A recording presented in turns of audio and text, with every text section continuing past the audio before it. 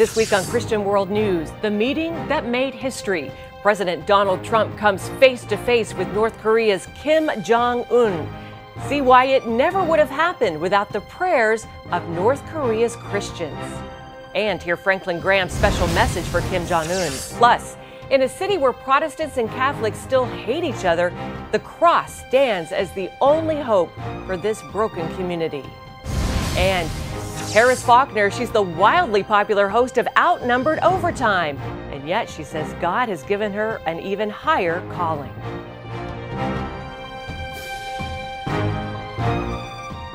And welcome to Christian World News, everyone. I'm Wendy Griffith. George Thomas is on assignment. President Trump and Kim Jong-un met in a historical summit to end North Korea's nuclear threat.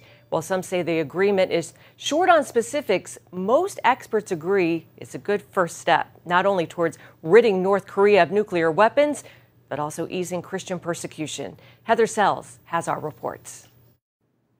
The president is touting North Korea's commitment to rid the Korean peninsula of nuclear weapons. But the two leaders also said they need more negotiations to make it happen. The president's critics are expressing concern. What we have is a very vague, unspecific framework that maybe is a cause for hope, but hardly confidence. I read the statement, and it's difficult for me to see if something was actually agreed to or not. The president's commitment to call off military drills on the Korean peninsula caught many at home and abroad by surprise. Under the circumstances that we're negotiating a very comprehensive, complete deal, I think it's inappropriate to be having war games. The message now is, let's try to find a peaceful solution. The military exercises being put on hold is fine with me. It gives us space. Religious freedom advocates see the summit as a step in the right direction. The president said he talked about Christians in North Korea, quote, very strongly with Kim Jong-un. I'm encouraged that they did bring it up. They discussed it. Franklin Graham has delivered humanitarian aid to North Korea for decades. He said he expects persecution will to some degree ease. No question. No question. I think this meeting with Kim Jong-un and President Trump is huge. And yes, the Christians are going to benefit in North Korea. The optics of the summit still have much of the world in awe. The two leaders side by side after decades of hostilities between the two nations. Some Democrats say it was a mistake. This was a big win for Kim Jong-un of North Korea. He got what his father and grandfather never got, a meeting as equals on the world stage. But Democratic pollster Pat Caddell says the pictures are fantastic and will bump up the president's ratings, which are key to the midterm elections. This cannot hurt him. I think the American people would like to see this resolved. It would be in the interest of peace, and it would be to everyone's benefit. The president clearly intends to ride the momentum, tweeting on his arrival back home this morning, "Everybody can now feel much safer than the day I took office." Heather Sells, CBN News. Thanks, Heather. Evangelist Franklin Graham has a long history with North Korea. In the 1930s, his mother Ruth attended a boarding school in Pyongyang. In 1992, his father Billy met with Kim Jong-un's grandfather. Franklin himself made 4 trips bringing humanitarian aid to the country. Earlier, he spoke with Heather Sells about North Korea and why it gives him hope.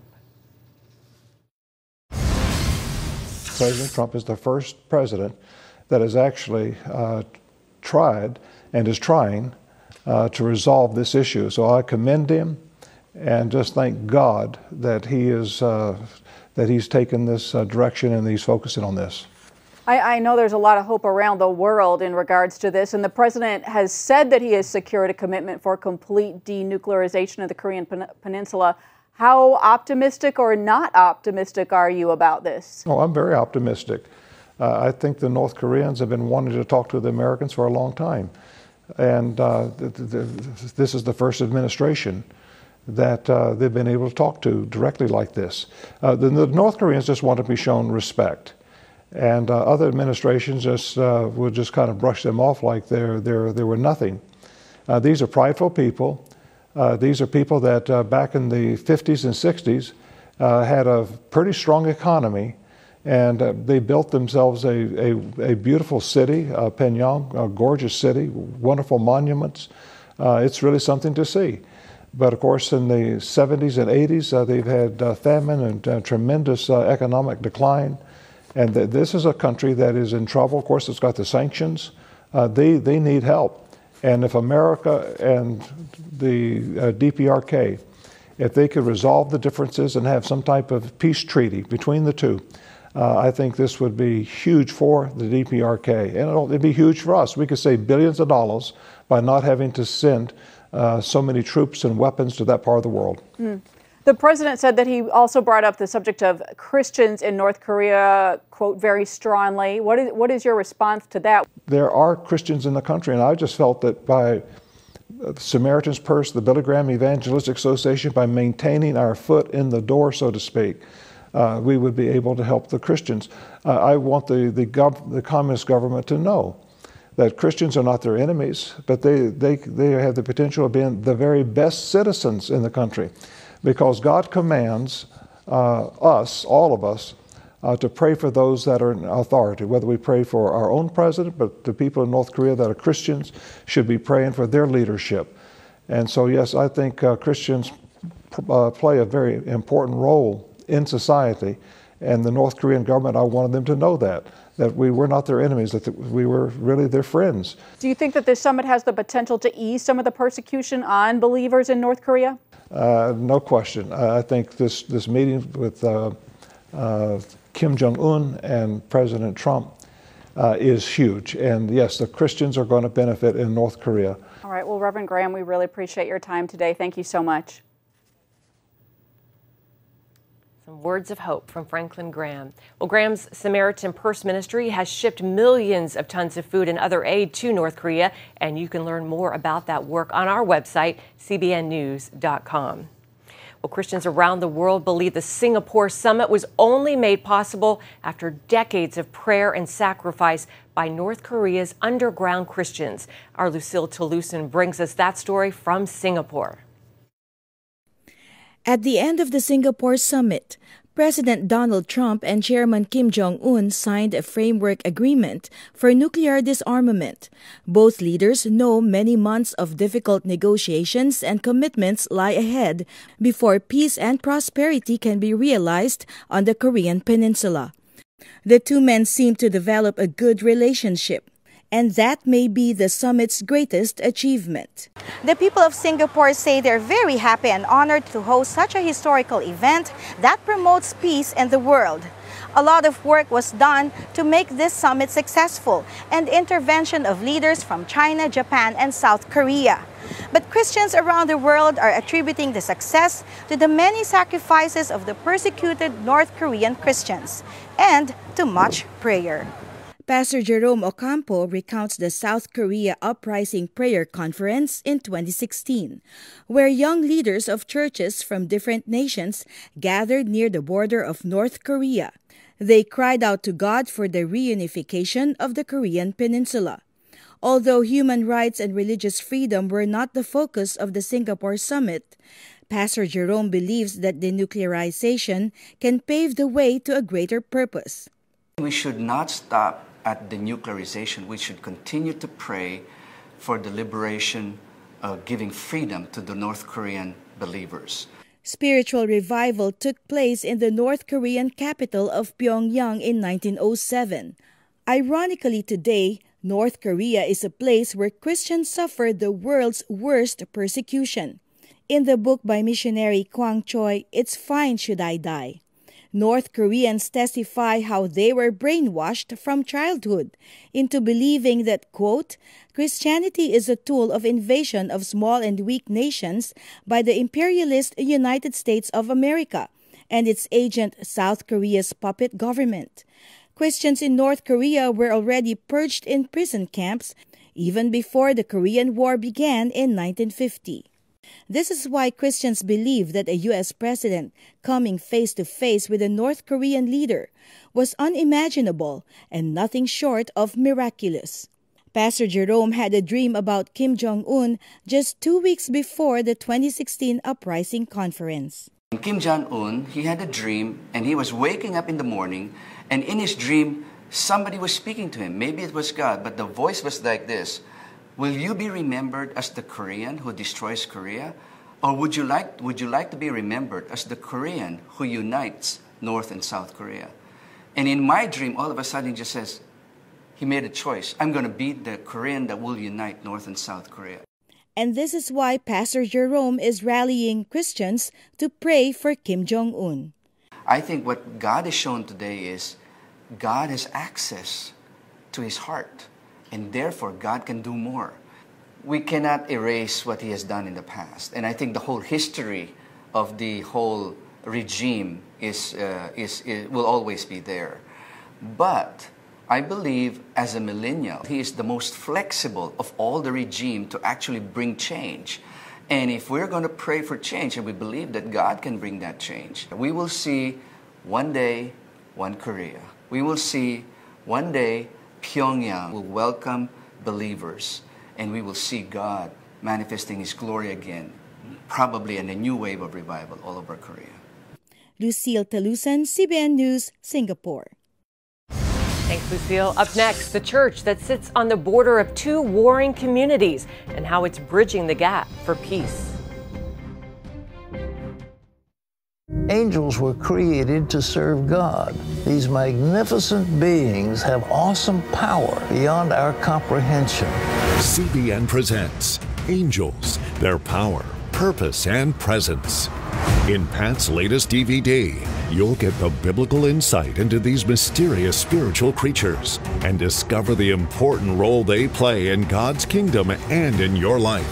We're also going to meet real people who have come face to face with these divine creatures and have experienced what can only be described as miraculous, life-changing encounters. As he started pulling me through, it was just a burst of white light.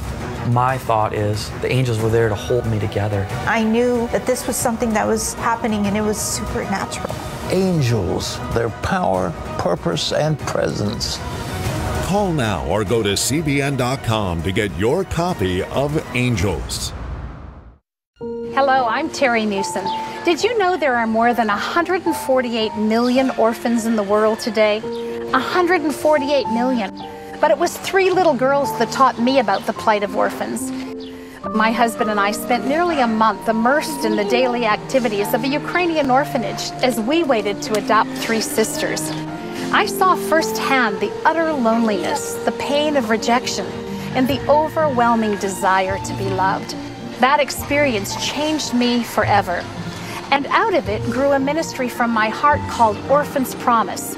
Today, we're helping orphans and vulnerable children in more than 50 countries worldwide. Thousands of children are now in safe homes. They're being educated, and they're learning life skills. I'm asking you to join with me and become family to these children.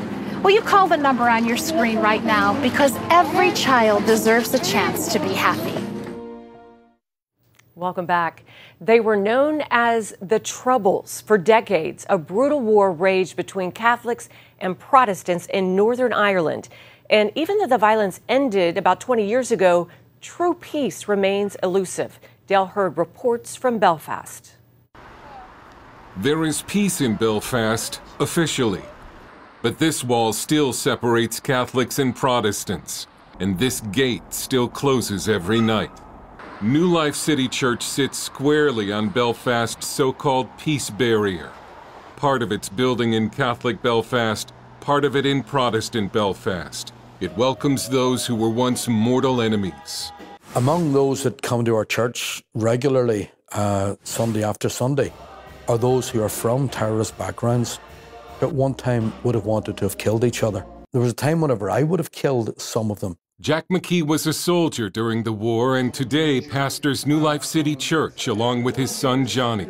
And I think that many Americans looking on would believe that we reached peace in this country. We never really got there. There is a semblance of peace, but peace does not really exist. Parts of Belfast today are still racked by violence, drug abuse, and broken families. Members of Protestant and Catholic paramilitary groups have morphed into gangs, running drugs and protection rackets, and killing anyone who gets in their way. This church in an old warehouse sits like a fortress in the middle of it all. It's one thing to preach peace and reconciliation. It's another thing to put your church on the borderline between forces that want to kill each other. I don't think there is a building quite like this in the world, where you have had two opposing communities, two opposing people groups that have literally killed each other by the thousands. Most joined the fighting as teenagers and spent the prime of their lives in prison. Oso murdered a man before he was 18. I came across a group of men who had two Roman Catholics up against the wall. They asked me had I got a gun, and I says, no, I don't have a gun, but I can get one. As they said that, one of the Catholic guys ran away. So I took the other guy, and I took him away. I set myself up as judge, jury, and executioner, and I took that young man's life. Today, Pastor Jack and former paramilitary members of his church carry the cross down the middle of the Shankill Road in what was once a war zone in Belfast, lifting the cross as the only hope for this divided community. I carry the cross today because I come from a republic in West Belfast. And today is my personal token of reconciliation to the Unionist, Loyalist community. And to literally raise that cross above that gun. And for to carry the cross down the Shankill Road, where I used to be a paramilitary commander, a UVF commander, now to be a Christian. You've got Republicans who have been born again. You've got Protestants who have been born again. So the significance of the cross is that the cross is for everybody in Ulster or Ireland. That here was a man that died on the cross for the sins of everyone. And it was a great opportunity to walk around through both communities and to lift his name above every other name. As far as I'm concerned, a terrorist is a terrorist. And for the Holy Spirit to break into that is something that is supernatural. And yet we've seen that happen so many times, even here in Belfast. Jack McKee has been threatened with death more than once for taking a leading role in trying to stop the violence in Belfast. I know that I am the most hated pastor in this community, possibly in Northern Ireland. I don't know any other pastor in this country who's been sentenced to death or had more death attempts on them than I have, and I'm not overstating that. He's written a book called What Does It Take? And it's simply asking the question, what does it take in order to move communities away from division? The church has the answer to that. New Life City Church opens its doors to the community daily with a soccer field, a coffee shop, and programs for those who need help. This community needed another church, but not just another church. It's only through the grace of God and what He is doing. There's very often things that take place within this building that we never orchestrated, that we never planned, that we never purposed, but it just happens. I stand back sometimes and I say, this is the Lord's doing, and it is marvelous in our eyes.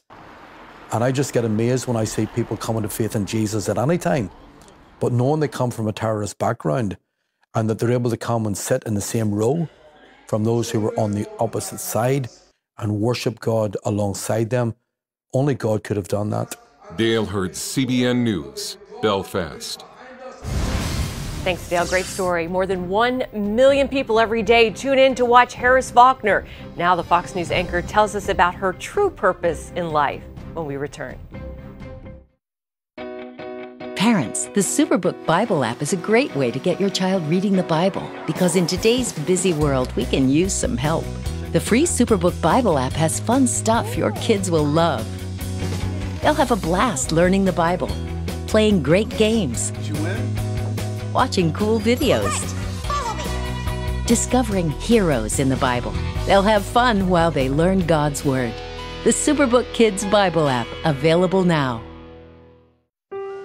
Life. It's meant to be lived fully. Jesus said it. I came to give you life. Life to the fullest. Life in your family. Life in your finances. Life in your body, mind, and spirit. Life in your everyday.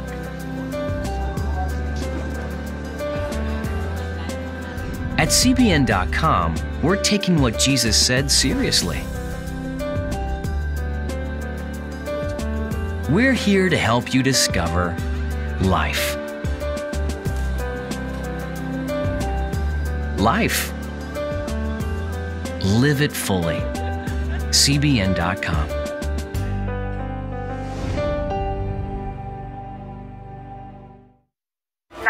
What's your emergency? We have a vehicle that is upside down and on fire.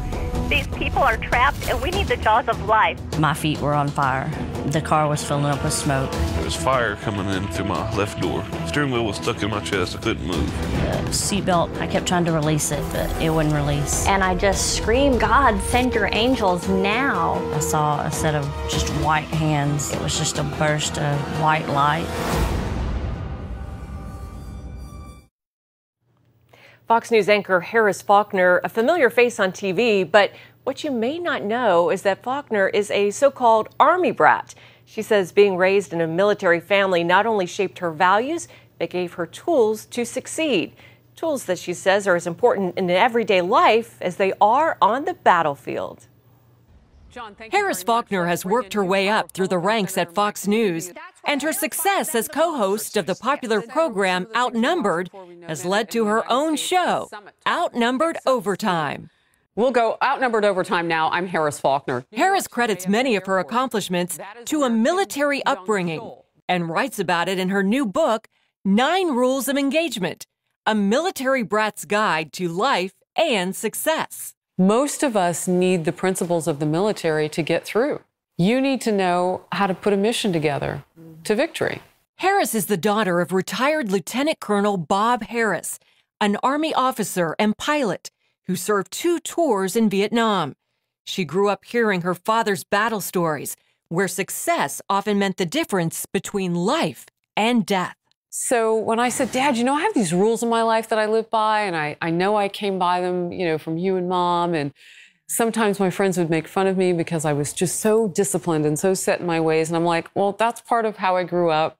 So I really want to share that with a wider audience. Her book's 9 Rules of Engagement start with recruit your special forces. The Navy SEALs don't travel with 200 people. Right. They can't execute the type of tip of the spear missions that they do. The Green Berets don't travel like that. They choose certain people for certain missions.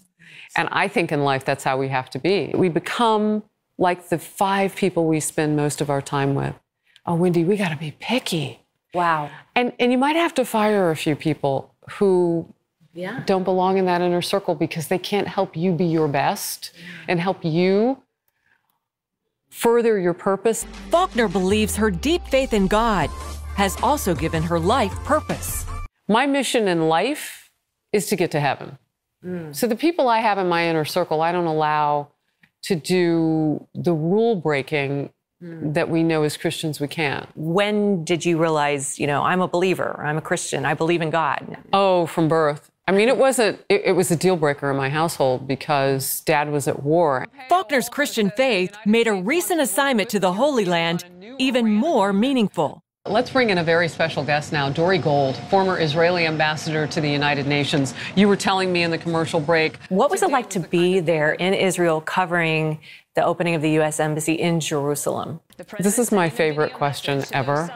The Bible is in color, and it's in 3D, and you can touch it. You can go to the place where they brought Jesus' body after he was crucified and laid him down and cleaned him and prepared him for what was next. I love this part of your book. You talked about the plaque that you have in your office.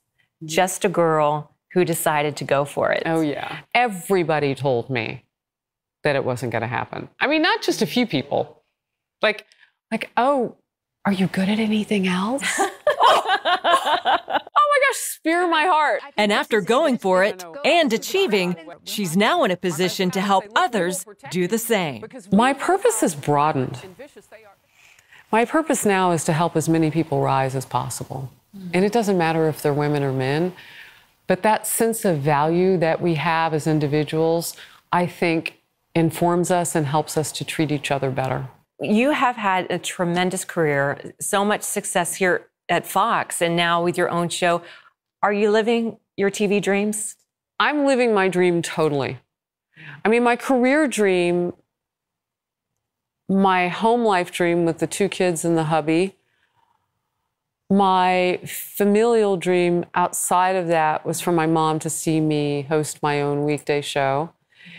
And she didn't live to see that, but her partner did, of 57 years. And because he prays to heaven every night, I know she knows. So it's a total dream. And yet, there's more. She says the fact that she sits where she does now is not a coincidence. This is the culmination of all of the prayers that my dad said in that cockpit for me, hoping that he would make it back home. Loved my time with Harris. Well, for more stories just like these, go to our website. You'll find it at cbnnews.com. Hello? Is this thing on? Hey, kids, do you love games? And do you love discovering things? Well, do ya? Then you're gonna love this. It's the new free Superbook Kids Bible app. You can play games, watch videos, find answers to your questions, and a whole lot more. The new Superbook Kids Bible app. Free downloads available on iTunes and Google Play now. Hello, I'm Terry Newsom. Did you know there are more than 148 million orphans in the world today? 148 million. But it was 3 little girls that taught me about the plight of orphans. My husband and I spent nearly a month immersed in the daily activities of a Ukrainian orphanage as we waited to adopt 3 sisters. I saw firsthand the utter loneliness, the pain of rejection, and the overwhelming desire to be loved. That experience changed me forever. And out of it grew a ministry from my heart called Orphans Promise. Today, we're helping orphans and vulnerable children in more than 50 countries worldwide. Thousands of children are now in safe homes. They're being educated, and they're learning life skills. I'm asking you to join with me and become family to these children. Will you call the number on your screen right now? Because every child deserves a chance to be happy. When you give, smiles grow bigger.